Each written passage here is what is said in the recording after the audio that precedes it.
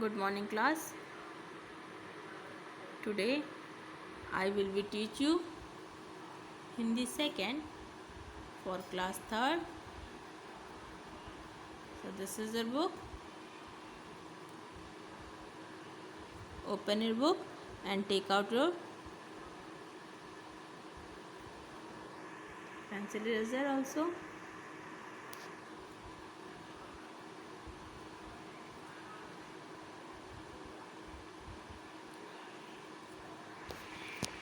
Now open your book and your chapter is chapter number 3. Today is your chapter number 3.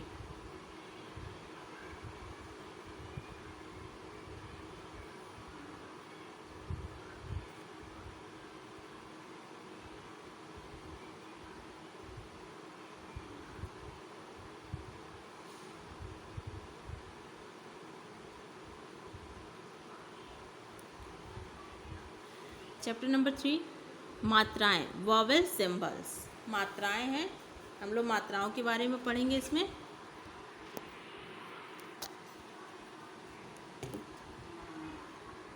चलिए हम लोग start करते हैं। ध्यान से सुनिएगा सब लोग, अपनी बुक में देखिए और मुझे सुनिए। बुक में आपका ध्यान बुक में हो और सिर्फ मुझे सुनिए आप लोग। प्रत्येक स्वर के चिन्ह होते हैं, इन चिन्हों को मात्रा कहते हैं। जो स्वर होता है ना, आप लोगों को पीछे चैप्टर में हम पढ़ाए थे स्वर और व्यंजन, तो उसी के बता रहा है कि प्रत्येक स्वर के चिन्ह होते हैं, इन चिन्हों को मात्रा कहते हैं। स्वर जो होता है, अभी हम आगे बताएंगे कैसे इसमें चिन्ह होते हैं, ठीक है। स्वर के चिन्ह होते हैं, जैसे आ की मात्रा, ई की मात्रा, ऊ की मात्रा, ये सब क्या है? ये सब चिन्ह होते हैं।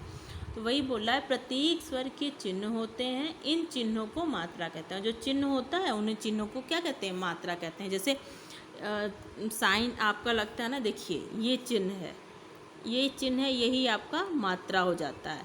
अ पे आ की मात्रा आ, ठीक है। अ पे आ की मात्रा आ, ठीक है। अ पे आ की मात्रा आ, तो ये चिन्ह है, इन्हीं चिन्हों को क्या कहते हैं? हम मात्रा कहते हैं। व्यंजनों के साथ इन मात्राओं को लगाने से ही उनका उच्चारण होता है। देखिए, जब व्यंजन के साथ इस मात्रा को लगाएंगे, जैसे ये अ है, प मतलब इसका मतलब क्या हो जाएगा? ये आधा, यानी ये प आधा है, ये प आपका आधा है। तो इसमें जो ये मात्रा लग गई, अ की मात्रा इसमें लग गई, तो ये क्या हो जाएगा? पूरा प। तो इसी से मिलके पवन, ठीक है। देखिए, व्यंजनों के साथ इन मात्राओं को लगाने से ही उच्चारण होता है। व्यंजनों के साथ इन मात्राओं को लगाने से ही उनका उच्चारण होता है। जब तक हम ये मात्रा नहीं लगाएंगे, तब तक इसका क्या है? ये उच्चारण हम नहीं कर पाएंगे। मतलब ये आधा प ही रहेगा, इसको हम पूरा प नहीं पढ़ सकते हैं। तो जब ये अ की मात्रा लग गई, तो इसका उच्चारण भी हम ठीक तरीके से कर सकते हैं। अब देखिए, प में आ की मात्रा पा होगा, तो जब तक आ की मात्रा हम नहीं लगाएंगे, तब तक इसको क्या पढ़ेंगे? प ही पढ़ेंगे, प पढ़ेंगे ना, इसको हम लोग प पढ़ेंगे। इसलिए सही उच्चारण के लिए अगर हम पा इस पर पढ़ना है, तो इसमें आ की मात्रा लगानी पड़ेगी। तो सही उच्चारण के लिए हमें मात्राओं पे ध्यान देना चाहिए। तो एक बार देखिए, प्रत्येक स्वर के चिन्ह होते हैं, इन चिन्हों को मात्रा कहते हैं। समझ में आ गया कि जो आपका स्वर होता है अ से अह तक, उसके चिन्ह होते हैं और इन्हीं चिन्हों को हम मात्रा कहते हैं। व्यंजनों के साथ इन मात्राओं को लगाने से ही उनका उच्चारण होता है। केवल अ स्वर ही ऐसा है जिसकी कोई मात्रा नहीं होती है। स्वर में जैसे अ से अह तक आपका स्वर है ना, लेकिन एक ऐसा स्वर है, अ एक ऐसा स्वर है जिसकी कोई मात्रा नहीं होती है, वो बिना मात्रा का ही है, ठीक है। देखिए, अ कोई मात्रा नहीं, तेरा ना अ कोई मात्रा नहीं, तो वही से बोल रहा है केवल अ स्वर ही ऐसा है जिसकी कोई मात्रा नहीं होती है, मतलब अ बिना मात्रा का होता है। यह व्यंजन में ही लगा रहता है,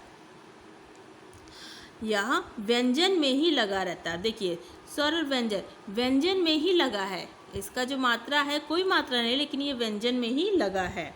उदाहरण के लिए फल में फ के साथ अ और ल के साथ अ लगा हुआ है, ठीक है। फ के साथ, अगर फ में अ ना लगे तो ये फ ऐसे हो जाएगा, आधा फ, ठीक है। तो वही बोल रहा है कि उदाहरण के लिए फल में फ के साथ अ और ल के साथ अ लगा हुआ है। देखिए जैसे अभी बताया ना मैंने आपको, आधा फ प्लस अ बराबर फ, पूरा फ हो जाएगा, ठीक है, फ पूरा हो जाएगा। अगर ये मात्रा, अगर अ की मात्रा ना लगी रहे इसमें तो ये क्या हो जाएगा, ये आधा ही रहेगा और उसका कुछ महत्व नहीं होगा, उससे कोई सेंटेंस या कोई वाक्य नहीं बनेगा आपका, या कोई शब्द नहीं बनेगा। सेंटेंस और वाक्य तो दूर की बात है, कोई शब्द ही नहीं बनेगा अगर अ की मात्रा ना लगी रहे तो। देखिए आधा फ प्लस अ बराबर फ, आधा ल प्लस अ बराबर ल बराबर फल, ठीक है, समझ में आ रहा है। नेक्स्ट है प्रत्येक स्वर की मात्रा तथा व्यंजन के साथ उसका प्रयोग इस प्रकार है। अभी देखिए हम आपको इसमें समझा रहे थे ना, अब वही बता रहा है कि मात्रा से कैसे व्यंजन का उपयोग करते हैं, प्रयोग करते हैं। देखिए अ, आ, ई, उ, री, ए, ओ, औ, ये है ना। अब इसकी मात्रा क्या है, आप लोग छोटे क्लास में नर्सरी यूकेजी से पढ़ते आ रहे हैं ना, अ की मात्रा, आ की मात्रा, उ की मात्रा, ए की मात्रा, ये सारी मात्राएं आप पढ़ते आ रहे हैं। तो वही बता रहा है कि ये मात्रा कैसे है। तो अ की कोई मात्रा नहीं होती है, अ की मात्रा व्यंजन में ही अ की मात्रा होती है। आ की मात्रा क्या है, देखिए ऐसे, ई की मात्रा ऐसे लाइन खींच के इधर उल्टी तरफ ये जाएगी, छोटी ई की मात्रा। बड़ी ई की मात्रा कैसे है, समझ में आ रहा ना, बड़ी ई की मात्रा देखिए, छोटा ओ की मात्रा कैसे है, बड़ा ओ की मात्रा, री की मात्रा, ए से एड़ी, ए से ऐनक, ओ से उकली और अ से औरत, ठीक है। ये सारी मात्राएं हैं। आप लोग को ये जब तक लर्न नहीं होगा, इस पे ध्यान नहीं देंगे, तब तक आप कोई भी शब्द नहीं बना सकते हैं। तो इस पे सबसे बड़ी बात, मात्राओं पे ध्यान देना ज़रूरी होता है। अब देखिए व्यंजन प्लस स्वर, व्यंजन प्लस स्वर। अब देखिए ये पूरा करने के लिए हम क्या, अभी आपको बताया गया ना, जैसे फल में फ, अ और ल में अ होता है तो ये पूरा होता है। ऐसे ही अ की कोई मात्रा नहीं होती है, अ अपने आप में ही एक मात्रा है। तो देखिए ऐसे ही है, ये प, आ में आधा प पा, ई में आधा प पी, बड़ी ई में आधा प पी, ठीक है। छोटा ऊ में आधा प ऊ, पू, ठीक है।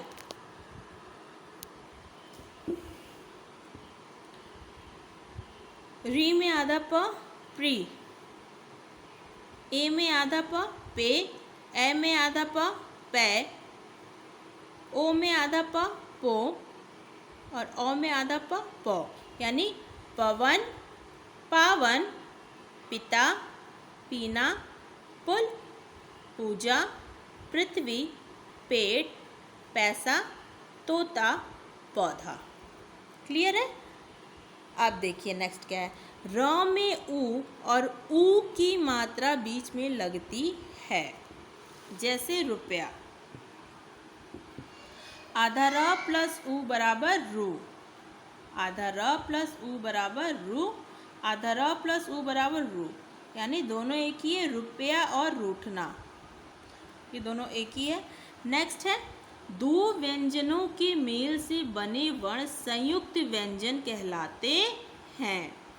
दो व्यंजनों के मेल से बने वर्ण संयुक्त व्यंजन कहलाते हैं।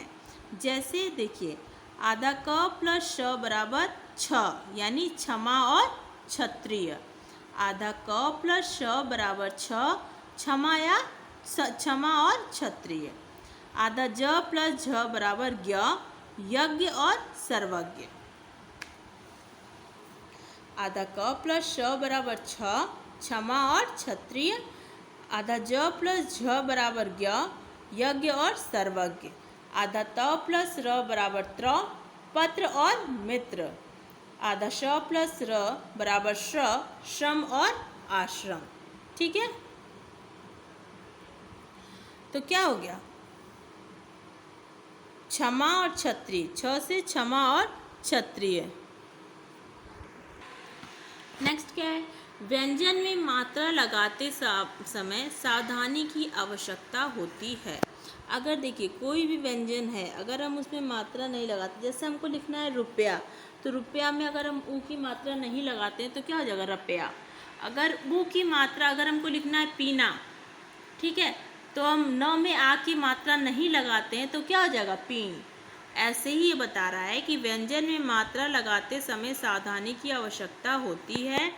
गलत मात्रा के लगने से वाक्य, मात्रा लगने से या मात्रा के उलटफेर से शब्द और उसके अर्थ बदल जाते हैं।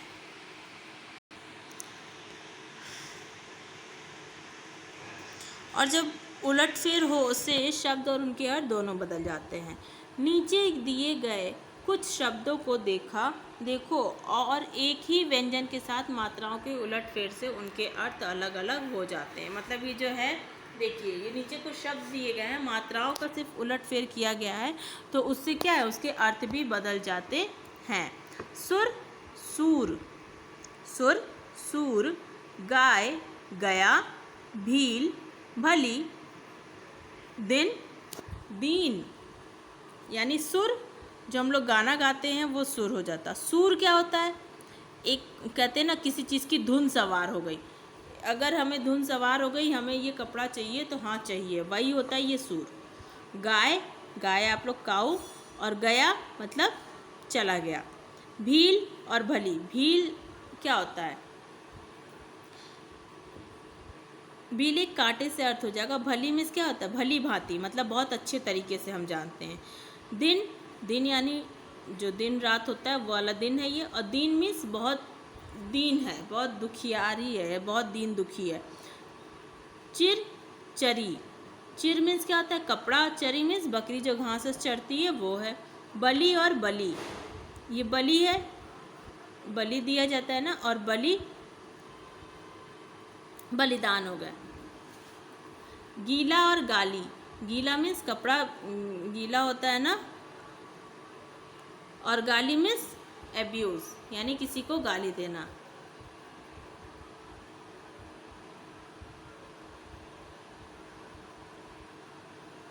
नेक्स्ट है नीला, सॉरी परी और पीर। पीर मीन्स दुख हो जाएगा, परी मीन्स,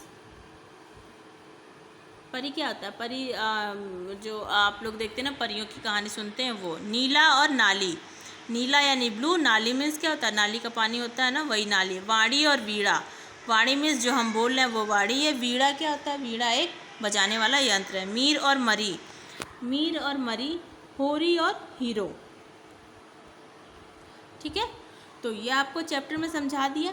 बस एक चीज़ ध्यान रखिएगा कि आप लोग व्यंजन जहाँ लगाइएगा वहाँ मात्राओं का जो होगा वो उलटफेर मत कीजिएगा, नहीं तो मात्राओं के उलटफेर से आपका पूरा का पूरा शब्द बदल जाता है।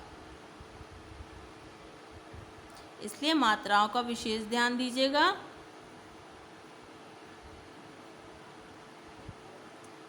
ठीक है, तो ये चैप्टर आपका यहीं पे फिनिश होता है। नेक्स्ट वीडियो में हम इसके एक्सरसाइज वगैरह कराएंगे। तब तक आप लोग इसको पढ़िए और समझिए। So thank you so much.